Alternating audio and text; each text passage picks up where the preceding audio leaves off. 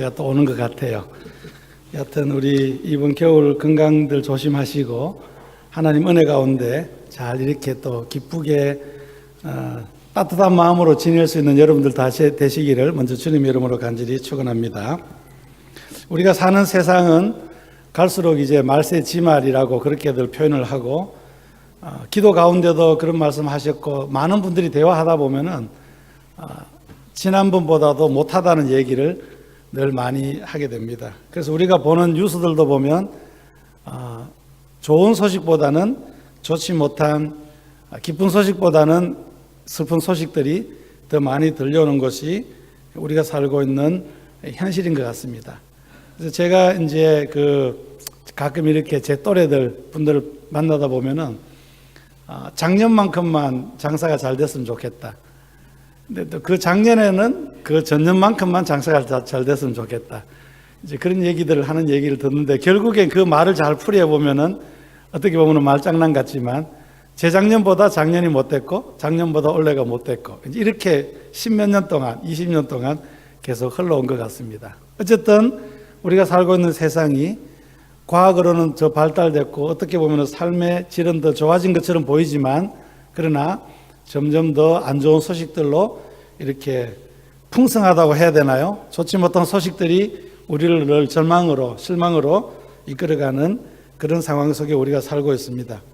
지난번 설교 때도 잠깐 말씀드렸지만 우리 아르헨티나 현지인 퍼스펙티브 담당자 되시는 분의 남편이 스페인에 선교 사역을 갔다가 그 자리에서 뇌출혈로 24시간 만에 돌아가셨고 아마 정확한 나이는 모르지만 60세 정도 되지 않았을까 그렇게 추측을 하는데 이제 돌아가셨습니다. 또 그저께는 저희 현지인 왓츠앱 그룹으로 우리가 잘 알고 있는 아르헨티나에서 위클리프 대표하셨던 분이신데 그분의 자녀가 또 이렇게 교통사고로 죽게 되고 그 젊은 부인이 있는데 죽고 이제 그렇게 됐고요. 또 어저께는 제가 속해 있는 GMS 교단에 있는 선교사님의 자녀가 위로 딸 둘이 결혼했고 막내가 아들인데 26살인데 일본 선교사의 MK 선교사 자녀죠. 선교사 자녀와 결혼해서 이제 태중에 아기가 있는 임신한 그런 상황에 있는 상태에서 항공대학에서 공부를 하는데 이제 비행기를 타고 아마 시운전을 했던 것 같아요. 비행기가 추락하면서 3명이 다 죽었는데 그 중에 1명이 또 그 선교사가 있다고 해서 이제 카톡으로 위로하고 하는 이런 이야기를 이제 경험을 했습니다. 좀 우리가 기뻐할 수 있는 이런 소식보다는 그렇지 못한 소식들이 많은 것이 현실인 것 같습니다. 점점 더 이제 우리로 하여금 심리적으로 불안하게 만들고 그래서 한국이 2만 불, 3만 불 시대라고 자랑을 함에도 불구하고 정신적으로 문제가 있는 사람들의 퍼센트는 더 많아지고 있고요. 또 지금은 이제 젊은이들이 결혼을 하지 않고 보통 이제 35세, 33세가 평균 결혼 연령이라고 하고 더 많은 분들은 아직 40대가 돼도 결혼을 하지 않고 그래서 출산율이 0.3%인지 마이너스인지 그렇게 얘기를 하는 거 볼 때에 이것도 또 하나의 좋지 않은 소식이잖아요. 앞으로 우리 한국의 미래가 어둡다. 그래서 몇 년도가 되면은 대학 입시가 학생들이 모자라 가지고 시험 안 보고 무조건 다 받아들이는 서로 학생을 유치하려고 하는 전쟁의 시대가 온다고 하는 것이 이제 앞으로 수십 년, 100년 후가 아니라 곧바로 이제 10년, 20년 안에 그런 일이 벌어질 것이라는 이야기를 사실은 합니다. 근데 오늘 우리가 지금 이야기하고 있는 빌립보서를 자세히 보면은 지난주에는 빌립보서 1장의 주제를 제가 말씀드렸는데 오늘은 빌립보서 전체의 주제가 무엇이냐 몇 가지가 있는데 그중에 제일 첫 번째 부분이 기쁨입니다. 기쁨. 한번 따라 하시겠습니까? 기쁨. 이 나라 말로는 알레그리아라고 얘기하고 또 고소라고도 이야기하죠. 이 기쁨이 이 빌립보서 전체의 주제입니다. 지난 주일날 잠깐 말씀드렸지만 제가 과거에 이 부분을 쭉 이렇게 설교를 했는데 설교를 아무리 찾아도 제 컴퓨터를 여러 번 바꾸다 보니까 그때 했던 설교가 자료가 다 사라져서 찾지를 못하겠어요. 그때 걸 좀 찾았으면 조금 이렇게 좀 도움이 될 텐데 그래서 다시 본문을 또 묵상하고 읽으면서 이제 15년, 20년 전에 제 젊은 나이 때하고 또 지금이 나이가 다르니까 서로 저에게 오는 묵상을 통해서는 그 은혜라 그러나요? 하나님의 말씀의 그 이해가 또 다른 것을 제가 보면서 오히려 말씀 묵상하면서 깊이 느끼는 것이, 깨닫는 것이 제가 많다는 것을 또 여러분 앞에 제가 고백을 합니다. 어쨌든 이 기쁨이라고 하는 이 단어가 스페니시 성경에는 7번 정도 나오고요, 한국 성경에는 6번 정도 기쁨이라고 하는 단어가 기록이 되어 있습니다. 그런데 이 빌립보서 전체에서 기뻐하다 혹은 기쁨과 관계되는 그런 동사, 형용사 이렇게 바뀌어지니까 관계되는 단어가 전체 15번 정도 기록되고 있다, 그렇게 성경학자들은 이야기를 합니다. 그런데 정작 이 빌립보 교회에 편지를 쓰고 있는 바울의 입장을 보면은 별로 기뻐할 이유가 없을 뿐더러 오히려 불평과 아픔을 이야기할 수밖에 없다고 내용을 우리가 그렇게 이해를 할 수가 있습니다. 빌립보 교회에 편지를 쓸 당시의 바울의 상황이 어떻습니까? 지금 감옥에 갇혀 있습니다. 감옥 안에서 감옥 밖에 있는 성도들에게 기쁨을 얘기하고 너희들을 생각하면 기쁘다, 그리고 기뻐해라. 4절에는 항상 기뻐해라, 내가 다시 말하노니 기뻐해라, 이렇게까지 이야기를 한다고 하는 것은 보통 우리의 상식으로는 이해가 되지 않고요, 정말 아이러니컬한 그런 바울의 상황, 그러면은 이괄 기쁨이 아니고 X 기쁨이에요. X 기쁨.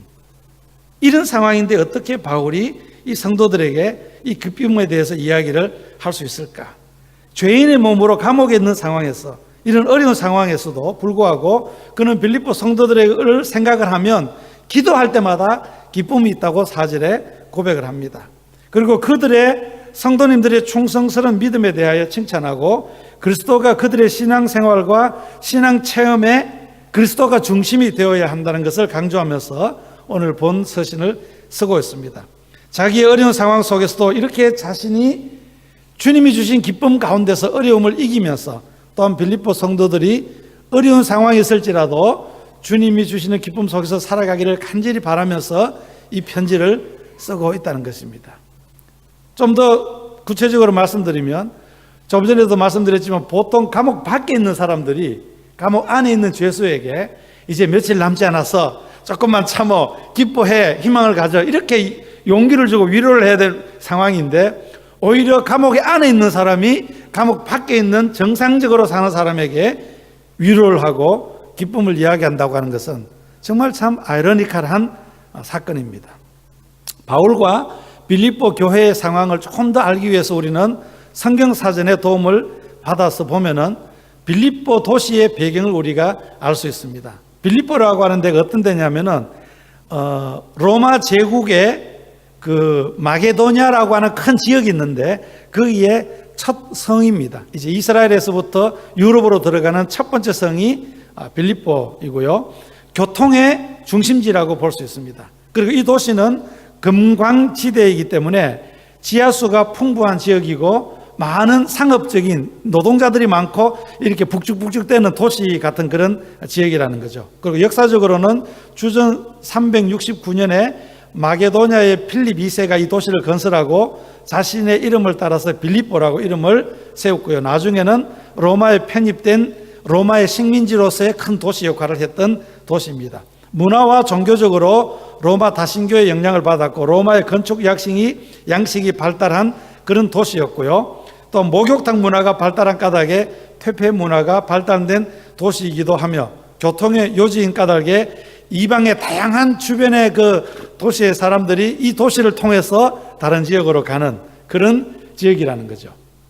그러니까 다시 말씀드리면 바울이 지금 감옥 안에 있습니다. 바울이 쓰는 빌립보 성도님들이 무슨 시골 마을에, 아니면 빈민촌에, 아니면 정말 살기 힘든 어떤 낙후한 지역에 살고 있는 사람들에게, 비슷한 상황에 있는 사람들에게 편지를 쓰면서 위로하는 거, 기뻐하라는 것이 아니라 이분은 감옥 안에 있고요, 빌립보 교회 성도님들은 오히려 이렇게 막 웅성웅성대고 활기가 있는 부에노스와 같은 도시 속에 살고 있는 도시 사람들입니다. 그리고 조금 이따가도 말씀드리겠지만 이 교인들이 빈민촌 사람들이 아니고 대표적으로 처음에 만났던 여인 중에 한 사람이 루디아라는 사람이죠. 이분은 옷장사하는 옷감을 그 당시에는 이제 어떻게 보면 장사하시는 분들 중에는 좀 갑부에 속하는 분이세요. 이런 분들이 교인인데 이분들에게 기쁨을 오히려 얘기하고 위로를 한다고 하는 것은 어쨌든 간에 너무나도 우리 상식으로는 이해가 되지 않는다는 것입니다. 그래서 지금 우리가 가만히 이렇게 좀 우리의 상황으로 좀 이렇게 생각을 해보면요, 비슷한 처지에 있는 사람들에게 위로를 할 수는 있지만 내 상황이 너무 낙후되고 열등한 상황에서 나보다도 훨씬 더 사회적으로, 경제적으로, 가정적으로 좋은 사람에게 감히 우리가 위로를, 기쁨을 이야기할 수 있을까? 30년 전 정도만 해도 우리 아르헨티나의 이민자의 삶들이 수준이 아주 특별한 몇 가정을 빼놓고 나머지 분들은 대부분 다 고만고만했다는 표현이 아마 맞을 것 같습니다. 그래서 여행을 간다든지 관광을 간다든지 뭐 신혼여행을 간다든지 이러면 거의 대부분 바릴로체가 그저 최고의 신혼여행지였고, 조금 뭐 경제적으로 좀 안 좋으신 분들은 조금 더 이렇게 국내에서 이렇게 괜찮은 지역으로, 그러니까 고만고만하다는 표현이 맞는 것 같아요. 그러니까 우리가 뭐 특별히 대단한 열등 의식을 가지는 이민자가 그렇게 많지가 않았던 것 같아요. 그리고 대단하게 내가 자부심을 가지는 이민 가정도 별로 없었고요. 그래서 대부분 다 우리가 그렇게 살았습니다. 그런데 지금은 굉장히 형편들이 많이 달라져 가지고 이제는 뭐 신혼여행 가는 신혼여행 그 장소가 하늘과 땅 차이로 날 정도로 이렇게 많이 간격이 벌어져 있고, 또 그렇지 못한 분들은 친구들이 가니까 빛을 내서라도 그런 데를 가야 되는, 그래서 참 굉장히 어떻게 보면은 격차가 많은 그런 이제 형편들이 오늘 우리가 살고 있는 형편들이 아닌가, 그렇게 생각을 해볼 수가 있습니다. 그래서 어떻게 보면은 30-40년 전보다도 전체적으로는 우리 교포 사람들의 생활 수준이 좀 높아지긴 했지만, 그러나 이 격차가 너무 심하다 보니까 열등의식을 과거보다 더 많이 가지는 분들도 많고, 그 다음에 남들에게 말할 수 없는 그런 고민을 가지고 살아가는 우리 교포들도 좀 많이 있고, 그리고 또 특별히 도움을 많이 줘야 되는 좀 극단적으로 어려움을 겪는 그런 교포들도 있지 않은가라는 것을 이야기를 들을 때에 굉장히 많이 격차가 벌어졌구나. 이런 상황에서 처지가 비슷한 사람들이 서로 기쁨을 이야기하고 위로를 하는 것은 어느 정도 이해가 되지만, 정말 이 바울과 같은 처지가 극단적으로 안 좋은 상황에 있는 사람이 감옥 밖에 있는, 그리고 도시에 살고 있는, 그리고 어느 정도 걱정이 없다고 생각하는 이 사람들에게 기쁨을 이야기하고 위로를 얘기한다고 하는 것은 아무리 봐도 우스운 이야기에 불과하다는 것입니다.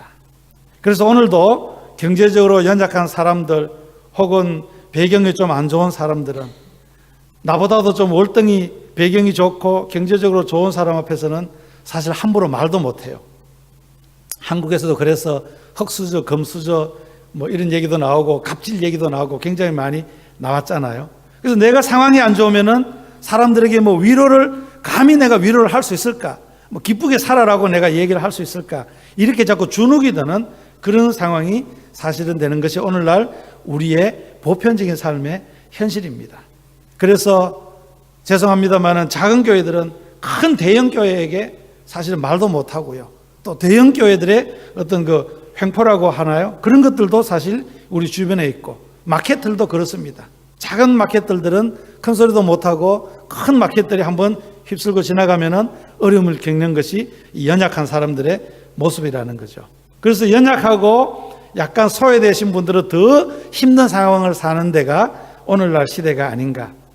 조금 이야기가 빗나가긴 하지만 가난한 선교사들은 대형교회 당회장 앞에 가서 말도 제대로 못한다고 하는 이런 이야기들이 암암리에 지금 이야기가 퍼지고 있고요. 그래서 선교 전문가라고 할 수 있는 선교사들이 제대로 된 선교에 대한 이해와 성도님들과 목회하시는 분들에게 잘못 전달을 해서 제대로 말을 못해서 오늘날 한국 선교가 지금 잘못된 길로 걸어가고 있지 않은가라는 이야기도 암암리에 지금 이야기가 흘러가고 있다는 것입니다. 제가 이런 이야기들을 하는 이유는 상대적으로 우리 인간들이라고 하는 것은 내가 연약하고 못하면은 나보다 더 월등하고 좋은 위치에 있는 사람들에게는 내가 속에 있는 말을 함부로 하지도 못하고 그게 진리라 할지라도 말을 못하는 위축이 되는 이런 상황인데도 바울은 오늘 빌립보 교회 성도들에게 이야기할 때에 기쁨이라는 주제를 가지고 담대하게 지금 이야기를 하고 있다는 것입니다. 그래서 오늘날 우리 성도들에게는 너무나도 중요한 주제가 이 기쁨이고, 세상적인 관점으로 봤을 때 기뻐할 수 있는 상황에 있는 사람이 기뻐할 수 없는 사람에게 기뻐하세요라고 위로는 할 수 있지만, 이것은 너무나 당연한 이치이지만, 그러나 바울처럼 누가 보아도 기뻐할 수 전혀 없는, 기뻐할 수 있는 이유가 하나도 없는 상황에 있는 바울이 오히려 세상적인 상황으로 봤을 때 기뻐할 수 있는 조건이 많은 사람들에게 기뻐하라고 이야기하고 기쁨에 대해서 담대하게 이야기한다고 하는 이 부분에 있어서 오늘날 우리 성도들이 주목을 해야 될 이야기가 아닌가라는 거죠. 당연한 이치에서 일어나는 일들이라면 우리 성도들이 주목해야 될 이유가 없지만, 세상적으로 봤을 때는 이치가 맞지 않음에도 불구하고 도대체 무엇이 바울로 하여금 감옥에 있고 부끄러움을 느낄 수밖에 없는 상황이 있음에도 불구하고, 열등의식을 느낄 수밖에 없는 상황이 있음에도 불구하고 당당하게 살아가고 있는 감옥 밖에 있는 사람들에게 기뻐하라. 내가 너무 기쁘다. 이 기쁨을 너희와 함께 소유하기를 원한다. 그래서 우리가 이것을 주목해서 보아야 한다는 말씀입니다.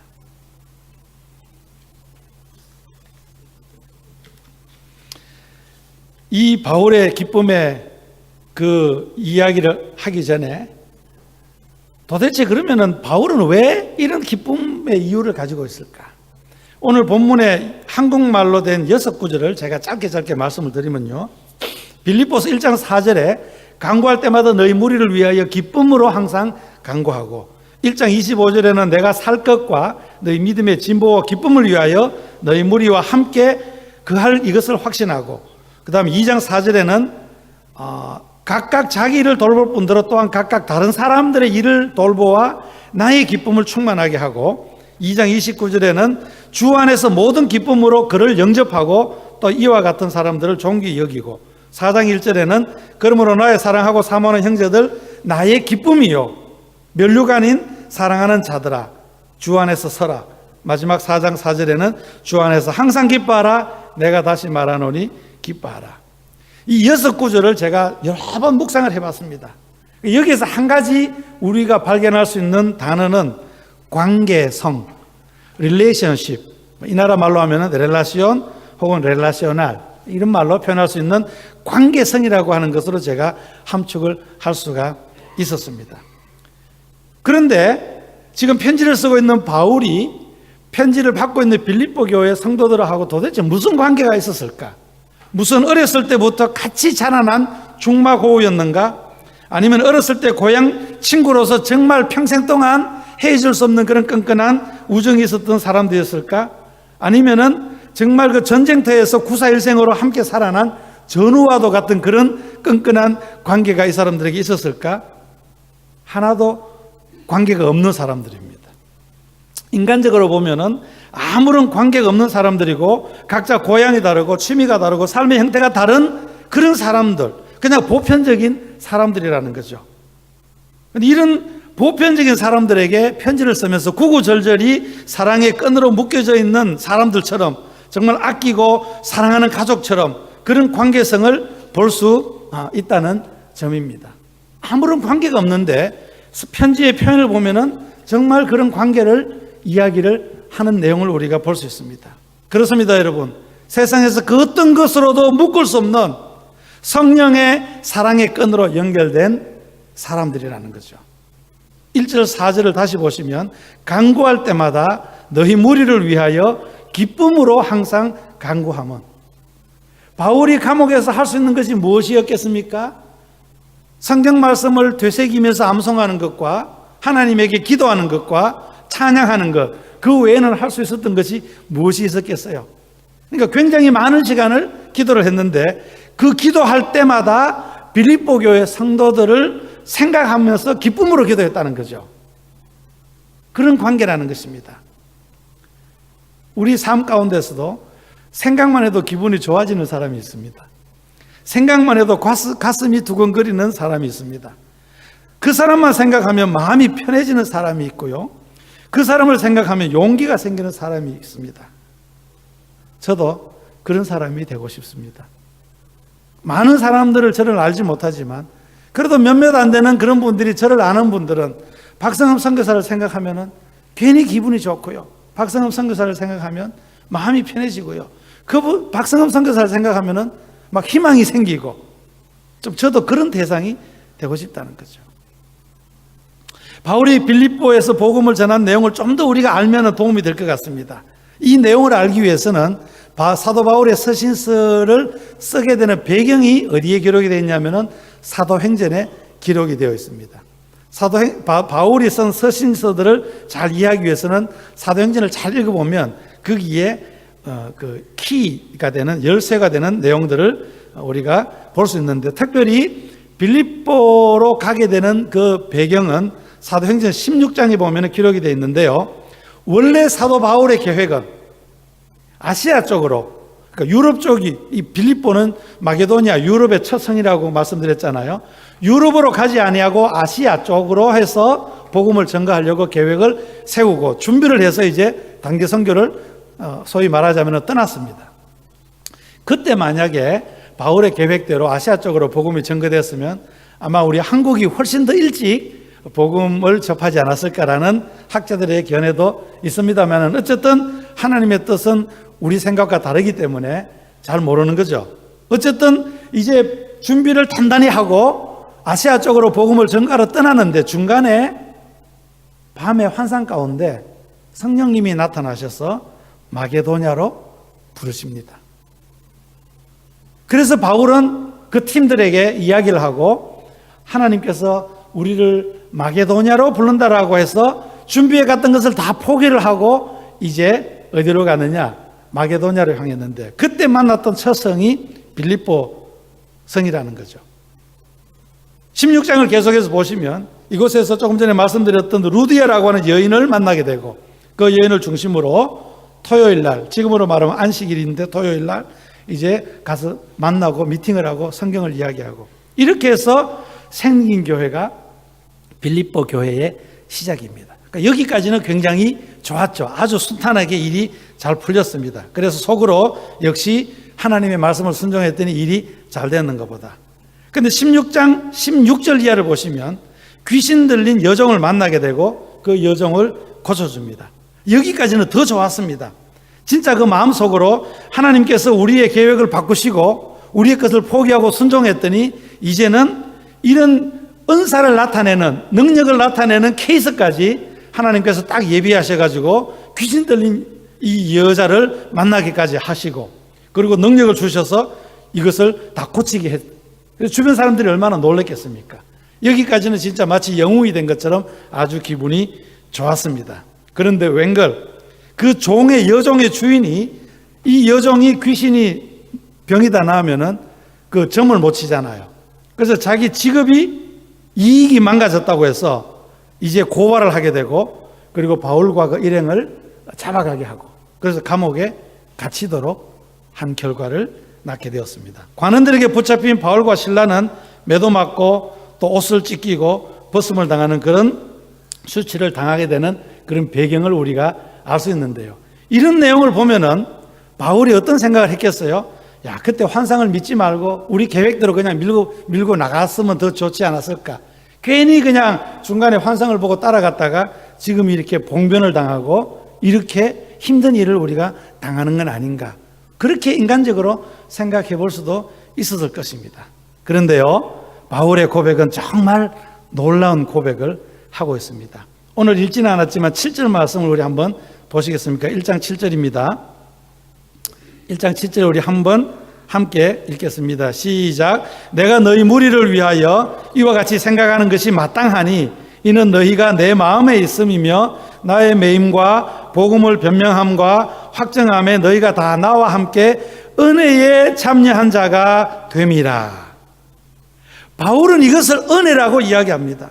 무슨 말도 안 되는 표현을 이렇게 하고 있습니까? 은혜라뇨. 복음을 전가하다가 죽도록 매맞고 봉변을 당했는데, 그리고 옥에 갇혔는데 이것이 은혜라고 표현할 수가 있는 사실이 아니잖아요. 그러나 바울은 이것을 은혜라고 고백을 합니다. 은혜라고 고백을 합니다.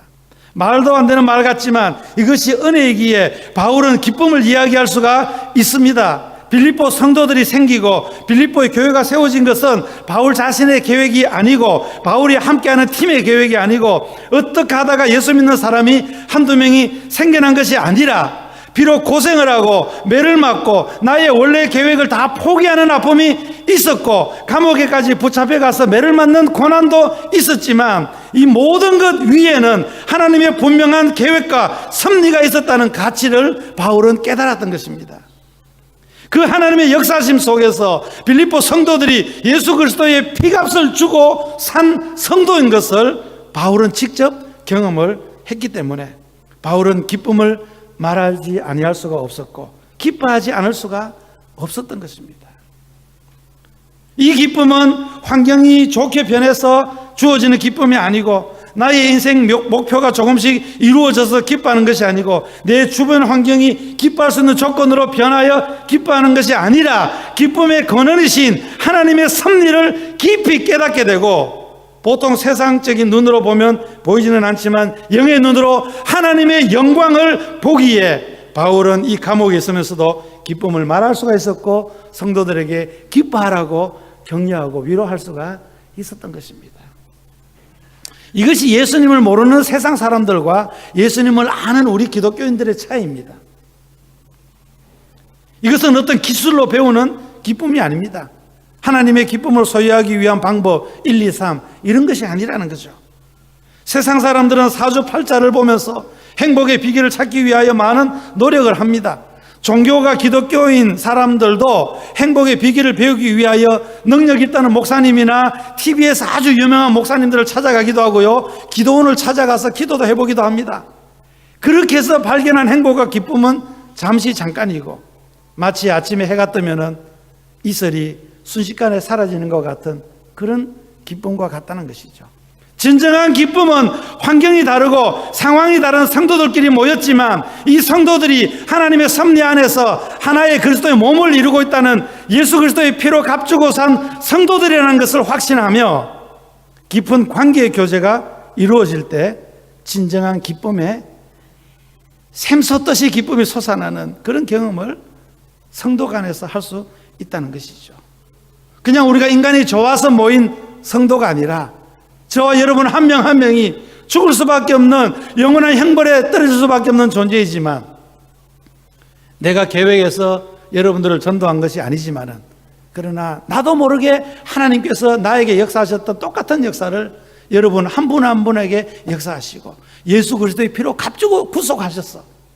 그래서 하나님의 운명적인 만남을 통하여 저와 여러분들이 한 지체가 되고 그리스도가 머리가 되시는 이 오묘한 진리를 사도 바울은 깨닫기 때문에, 이것이 하나님의 역사인 것을 깨달았기 때문에, 비록 본인이 감옥에 있고, 비록 본인의 몸이 아프고, 비록 본인이 너무 부끄러워서 쪽팔려서 창피해서 하나님의 기쁨을 이야기할 수 없는 상황임에도 불구하고 담대히 자기보다 월등하게 좋은 상황에 있는 사람들에게 기쁨을 얘기할 수가 있었다는 것입니다. 이 하나님의 역사가 아니고는 우리 삶 가운데 아무런 기적도 일어나지 않고요, 아무런 놀라운 일들이 일어나지가 않습니다. 우리 사랑하는 성도님들, 이 기쁨을 소유하시고 성도님들 간에 더 깊은 하나님의 섭리가 나타나는 중림교회가 되기를 원합니다. 이 바울의 기쁨은 어떤 기쁨입니까? 이 기쁨은 근원이 나에게서부터 시작되지 않는 기쁨이라고 말씀을 드렸습니다. 이 기쁨은 영원히 변하지 아니하시는 반석되시는 주님께 그 기쁨을 두었기 때문에 이 기쁨이 지금까지도 유지가 되고 있다는 그런 이야기입니다. 만약에 사람에게 또는 환경에게서 영원한 기쁨을 찾을 수만 있다면 저와 여러분들은 교회에 올 필요가 없습니다. 교회 이외에서 영원한 기쁨을 찾을 수가 있다면 교회에 올 필요가 없다는 거죠. 이렇게 말씀드리면 서운하다고 하실지 모르겠지만 사실입니다. 어떤 성도님들은 저에게 이렇게 반문하겠죠. 목사님, 뭐 기쁨은 찾지 못하지만 그래도 교회 와서 구원받고 천국 가야 되지 않아요? 맞습니다. 여러분, 구원받고 천국에 가야지요. 지금 바울이 이야기하는 것은 그 구원과 천국이라는 선물 안에 패키지로 하나님의 기쁨이 포함되어 있다는 것을 빌립보에서는 우리에게 지금 강조하고 있습니다.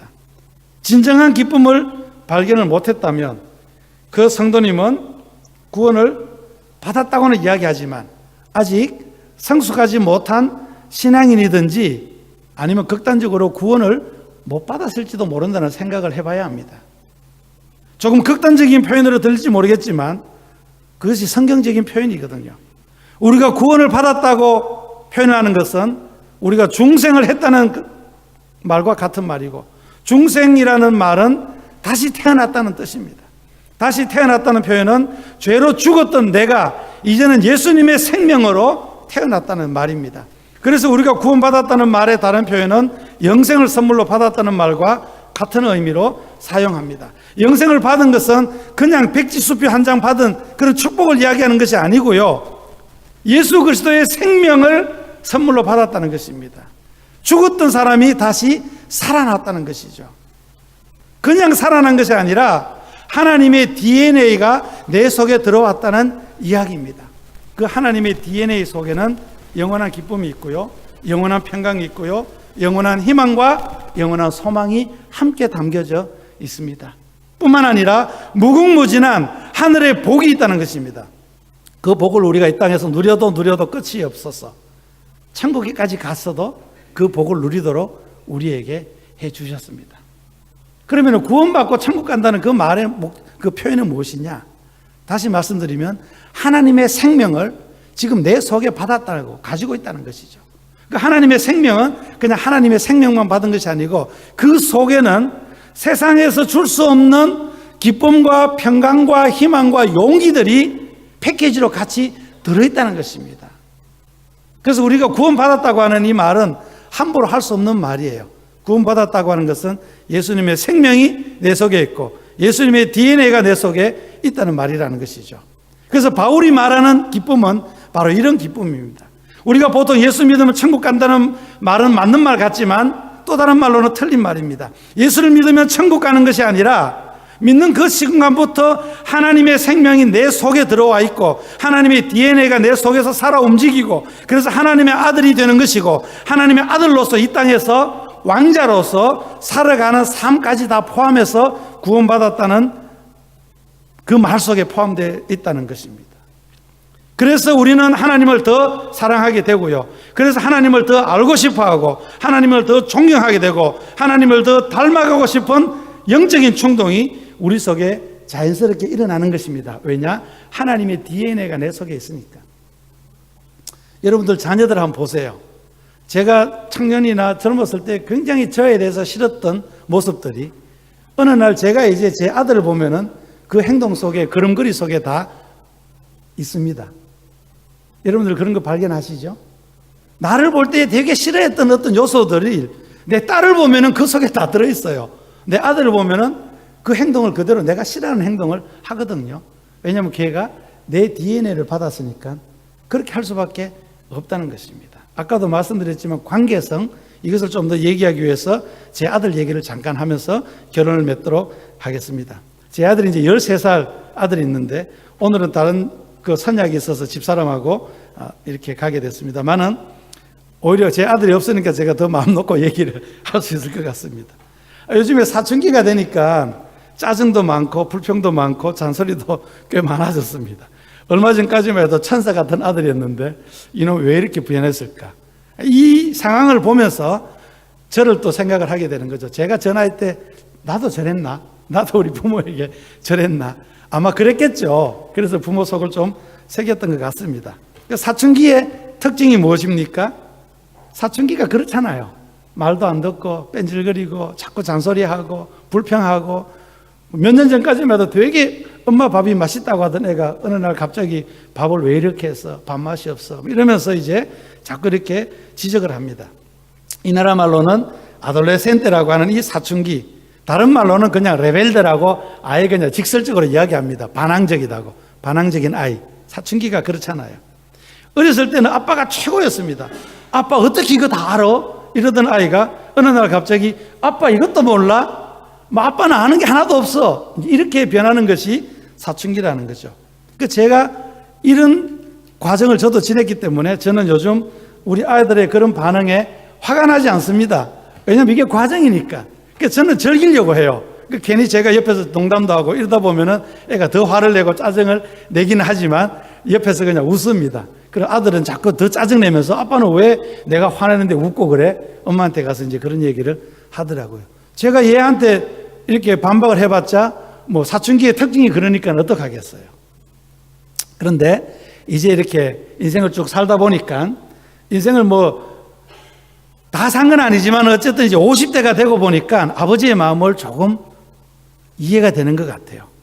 그래서 아버지의 마음을 조금 알면서 나의 영적인 하나님 아버지의 마음을 조금씩 더 이해가 되는 쪽으로 지금 가고 있는 거죠.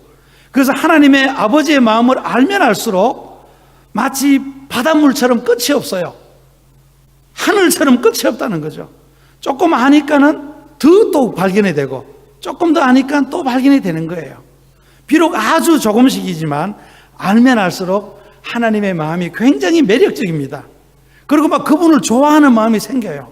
그리고 그분을 닮고 싶은 갈망이 제 속에서 꿈틀거리는 것을 이제야 조금씩 이해를 하게 되는 것입니다. 그래서 제가 우리 아들이 사춘기에 반항을 해도요 겁이 안 나요. 왜냐면 저놈 저러다가 10년만 지나면 자기 일을 다 후회할 거야.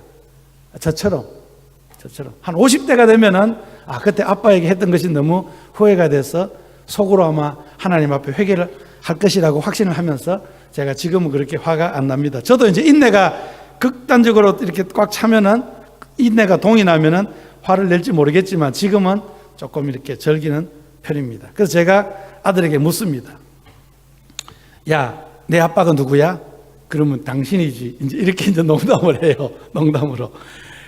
이 가정 명부에 아빠와 아들의 관계가 기록이 되어 있으니까 당연히 아들과 아빠의 그 관계이긴 하지만 그러나 이 사춘기에 있는 미성숙한 아들의 입장에서는 아빠의 관계가 그렇게 즐겁지만은 않다는 것입니다. 그래서 이런 사춘기와 청년기를 잘 지나면 은혜스럽게 잘 지나면 언젠가는 아빠와 아들과의 관계가 정말 깊은 관계를 가지는 또 때가 오잖아요. 이것이 우리 신앙인 것 같아요. 신앙. 지금 혹시 미성숙한 신앙으로 인해 가지고 아버지와 관계가 그렇게 소원하고 깊이 되지 않아 가지고 정말 그 아버지가 가지고 있는 DNA의 기쁨을 경험을 하지 못한다 할지라도 나뚜랄멘테 그냥 내 속에 아버지의 DNA가 있으니까 걸음걸이도 자꾸 똑같아지고요. 말하는 표현도 똑같아지고요. 생각하는 것도 자꾸 똑같아지는 이런 육신의 아들처럼 우리 신앙생활이 점점 자라나고 점점 그 성숙해지는 길을 걸어가면은 나도 모르게 내 속에 있는 하나님의 DNA가 살아나서 나도 모르게 기쁨이 더 많이 생기게 되고 그 기쁨을 통하여 주님을 더 알게 되고 주님의 마음을 더 깊이 이해하게 되고 주님을 더 알면 알수록 매력적인 부분을 발견하게 되고 더 주님을 닮아가고 싶은 욕망이 우리에게 있는 것이 아닌가. 하나님을 알면 알수록 어떤 찬송가의 작시자는 이렇게 고백을 했습니다. 하늘을 두루마리 삼고 바다를 먹물 삼아도 한없는 하나님의 사랑 다 기록할 수 없겠네. 하나님의 크신 사랑 그 어찌 다 쓸까. 저 하늘 높이 쌓아도 다 채우지 못하네. 하나님 크신 사랑 청량 다 못하네. 영원히 변치 않는 사랑 성도여 찬양하세. 하나님의 DNA가 개발이 되고 발견이 되면 하나님의 무궁무진한 은혜를 경험하게 되고 그 기쁨을 맛보게 되고 이 기쁨을 사도 바울은 오늘 성도들에게 고백하고 항상 기뻐하라. 내가 다시 말하노니 기뻐하라. 이런 말씀으로 우리에게 증명하고 도전하고 있습니다. 사랑하는 성도님들, 이 기쁨의 주인공 되시는 예수님을 만나지 않으시겠습니까? 오늘 사도 바울은 여러분들을 이 예수님을 또다시 만나도록 초청하고 있습니다. 한번 예수님을 믿는다고 해서 다시 예수님께 가까이 나아가야 할 필요를 못 느끼는 것은 아닌지요. 성경은 탕자의 비유를 통해서 끊임없이 자신과 깊은 관계를 맺기 원하시는 아버지의 마음을 우리에게 보여주고 있고, 돌아오라 돌아오라 우리를 초청하고 있는 것입니다. 무너진 관계를 다시 아름다운 관계로 맺기 위하여 잃어버린 양을 찾아 헤매시는 주님을 성경은 우리에게 보여주고 있으며, 잃어버린 동전을 찾기 위하여 끊임없이 찾도록 찾는 그 여인을 우리에게 비유로 설명하면서 주님이 우리를 관계를 맺기를 원하시는 주님이십니다. 오늘 이 아침에 감옥에서도 기쁨의 근원이 무엇인지를 알고 그 기쁨을 소유하고 있으며 그 기쁨을 우리도 갖기를 간절히 원하는 이 사도 바울의 초청이 곧 하나님 아버지의 이 아침의 초청입니다. 이 초청에 하나님, 나에게도 이러한 기쁨을 허락하여 주시옵소서. 잠시 잠깐 생겼다가 다시 없어지는 돈으로 주어지는 기쁨이 아니라, 환경으로 주어지는 기쁨이 아니라, 잠시 자식들이 잘해주어서 생겼던 그 기쁨, 또 자식들이 속을 새기면 사라져버리는 그런 기쁨이 아니라, 주님께서 말씀하신 것처럼 내 속에서 영생하도록 솟아나는 샘물과 같은 그 기쁨을 오늘 이 아침에 우리에게도 주시옵소서. 이 기도가 저와 여러분의 기도가 되었어. 이번 한 주간도 약간 좀 정신이 이상한 사람처럼 보여도 괜찮습니다. 괜히 내 속에서 기쁨이 솟아나서 실실 웃고요, 그냥 막 웃고요, 그냥 막 웃고, 이런 축복된 한 주간이 되시기를 주님의 이름으로 간절히 축원합니다. 하나님 아버지, 사도 바울이 소유한 이 기쁨을 우리에게 허락하여 주시옵소서. 세상이 줄 수 없는 기쁨입니다. 세상의 그 어떤 것으로도 소유할 수 없는 이 기쁨을 하나님을 통하여 우리가 소유받아서 이번 한 주간도 정말 암흑하고 안울하고 정말 참 우리의 심령을, 우리의 마음을 낙심케 하는 그런 세상의 이민자의 삶을 산다 할지라도 하나님, 이 기쁨으로 승리하는 한 주간 되게 역사하여 주시옵소서. 예수님의 이름으로 간절히 기도하옵나이다. 아멘.